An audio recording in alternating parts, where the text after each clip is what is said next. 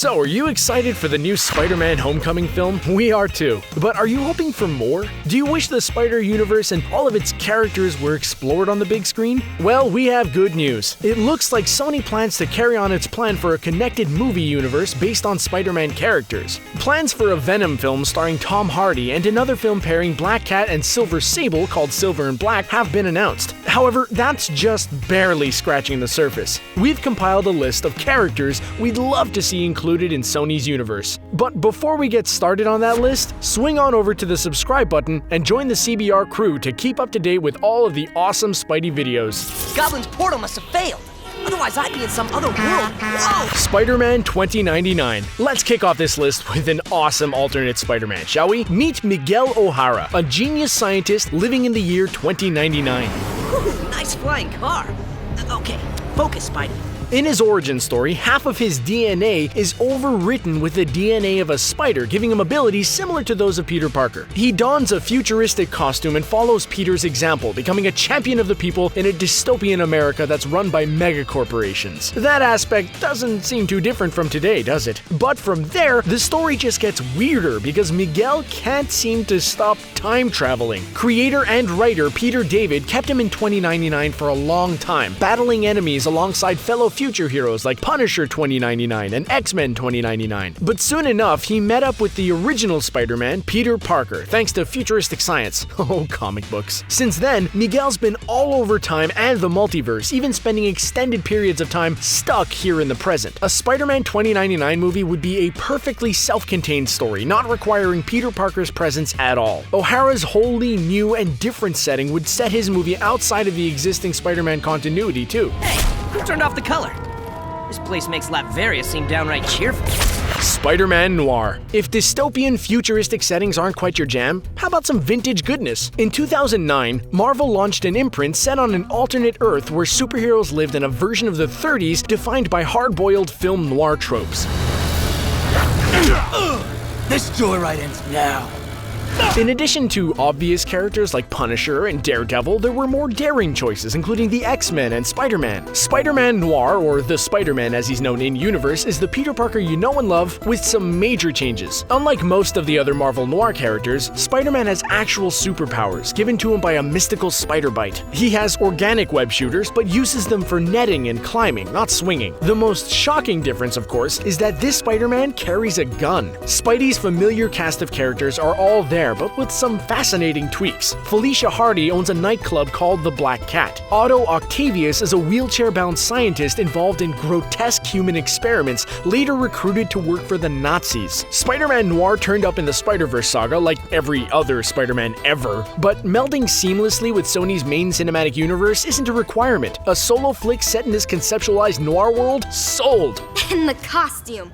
A boy pretending to be Spidey? Now I've seen everything.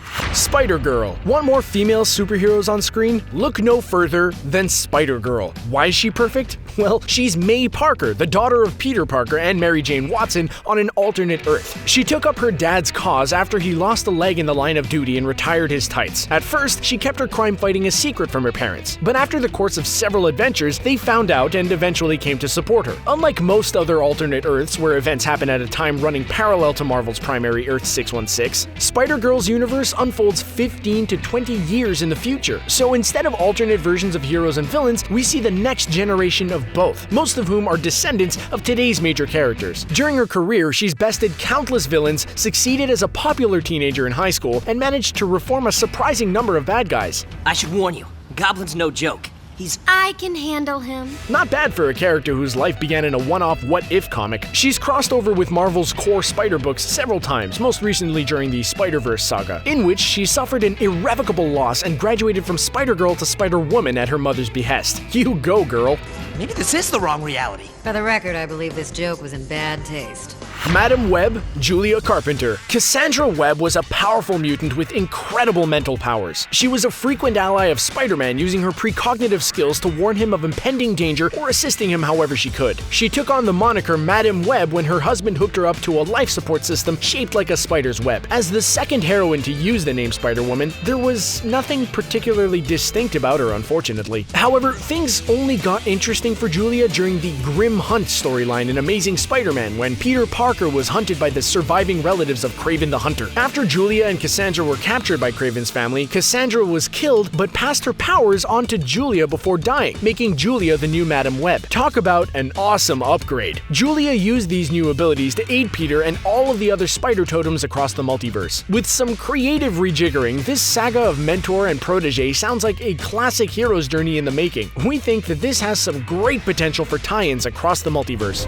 Thank you for saving my world. Ben Reilly. The Clone Saga is one of the most reviled stories in comic book history, something no fan has ever desired to see on the silver screen. But if Sony is serious about building a big, connected movie universe around Spider-Man's allies and enemies, sooner or later, they're gonna have to send in the clones. Ben Reilly is the best-known Peter Parker clone, but his convoluted story could easily be streamlined for film. Just ditch all the confusion about who the real clone is and focus on Ben's life, his search for purpose, and the mystery behind why he was created. He's enjoyed an on-again, off-again career as the superhero Scarlet Spider. You'd of course need to incorporate Kane, a previous clone who was unstable and dangerous, and the Jackal, the supervillain responsible for all that cloning. Despite his mediocre origin story, Ben has developed a solid fan base over the years, so a movie is not so crazy a notion. The problem is how to depict a clone of Peter Parker without using actor Tom Holland. You're the Spiderling, crime-fighting spider. You're Spider-Boy? Spider-Man. Or some past cinematic version of the webhead, which could lead to continuity hurdles. But there are always ways around that sort of thing if you're creative enough. This is an outrage! Scorpion. Matt Gargan is another member of Spidey's classic rogues gallery that leaves you thinking, wait, he hasn't been in a movie yet? Because in case you didn't know, he has the distinction of being one of the few villains to have ever beaten Spider-Man in a fight, having done so more than just once. Gargan was a private investigator before he turned to supervillainy, and guess who's responsible for that transformation? The one and only J. Jonah Jameson. Crap,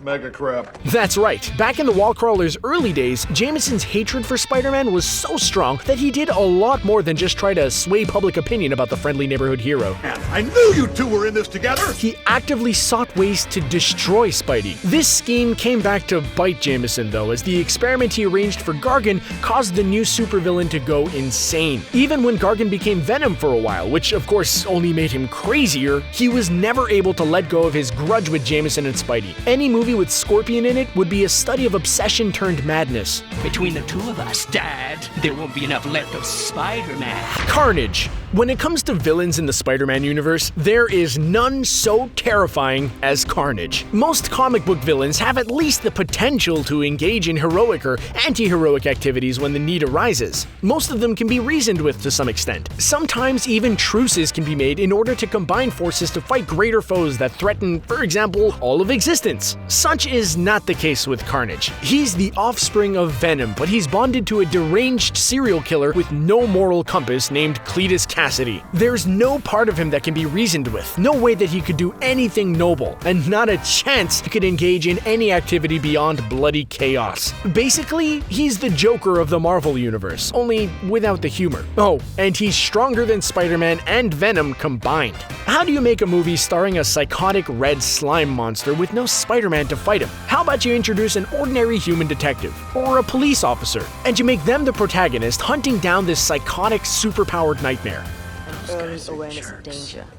A spider sense. Silk. Conceived as a female counterpart to Spider-Man, Cindy Moon's story is one big retcon. The spider that bit Peter Parker and gave him his powers also bit Cindy, imbuing her with similar abilities. How is this spider getting around so much? Silk has only been around for a few years, so she doesn't have the history that others have. Her story so far mostly centers on her origins and subsequent search for her family. Cindy, you see, had a hard time controlling her abilities after being bitten. When her family was approached by Peter Parker's frenemy Ezekiel Sims with an offer to train her, they accepted. But after tutoring her for 6 years, Ezekiel locked her up to protect her from his old enemy Morlun. Cindy turned out to be one of the 3 Spider Totem figureheads sought above all others by Morlun and his spider-consuming family. After 7 years of captivity, Cindy escaped with Spider-Man's help, who she immediately found herself strongly attracted to, and vice versa. It turned out that sharing a common spider's bite imbued them with a powerful mating instinct, making them irresistible to each other. Cindy adopted the superhero name Silk and set out to find her family, while keeping a safe distance from Peter Parker. Spiders we know don't rob banks. Huh? Oh, no, No, my name is Gwen. Spider-Gwen. Gwen Stacy is remembered as Peter Parker's first love and the first keeper of his secret. She's also well known for dying at the hands of Norman Osborn, of course, who threw her off a bridge. Spider-Gwen is Marvel's way of having its iconic death and holding on to a great character at the same time. In an alternate universe, Gwen was bitten by the radioactive spider instead of Peter, becoming Spider-Gwen, a hero who struggles with difficulties of her own. Her father is a policeman, which adds a very different angle to her travails, while her Uncle Ben moment came with the death of her universe's Peter Parker. It's a fun universe with lots of alternative versions of familiar heroes and villains, but Gwen has quickly become a fan favorite, an appealing protagonist who possesses Peter's abilities along with her dad's detective skills. She's the drummer in a girl band called the Mary Janes too, seriously. Even though Spider-Gwen exists on an alternate Earth, she owns a bracelet that allows her to travel across dimensions. Whether on primary Spidey's Earth or over on her own, depicting her as part of Sony's cinematic universe would pose no problem and would be undeniably awesome to boot. I'm you. Whoa! I'm not you. You're dead, which makes me dead. No, wait, neither of us. Miles Morales. Miles Morales was introduced in 2011 in a move for diversity that Marvel made in response to the election of the first African-American president, Barack Obama. Miles' spider powers include everything that Peter has, plus venom stingers in his hands and the ability to camouflage himself within his surroundings. For the first 5 or so years, Miles existed as the Spider-Man of the Ultimate Marvel Universe, a parallel world where Marvel's heroes were reimagined for modern audiences. He became Spidey after Ultimate Peter Parker was killed, but he eventually found his way into Marvel's Prime Universe, where he fights evil alongside Peter, the Avengers, and most recently, a team of teenage supers. Miles seems like a no-brainer to bring into Sony's cinematic universe. He's popular among readers, he has friends, family, and other supporting characters all his own, and he has a unique origin story that stands apart from Peter's. Sony is currently working on an animated Spider-Man movie centering on Miles Morales, but a live-action Miles could easily cross over with the other Spider flicks or carry an entire franchise of his own. Fans have been calling for the character for some time now, and Sony's decision to keep their films separate from the MCU would make a ton of sense if it was centered around giving Miles his time in the sun. You're the ultimate Spider-Man. Well, those were some of the Spider-Universe's awesome characters, but we only scratched the surface. Which ones did we miss? Which ones would you like to see, and which ones were your favorite on this list? Let us know in the comments below. While you're here, check out more awesome videos in our playlist, and don't forget to subscribe. Thanks for watching.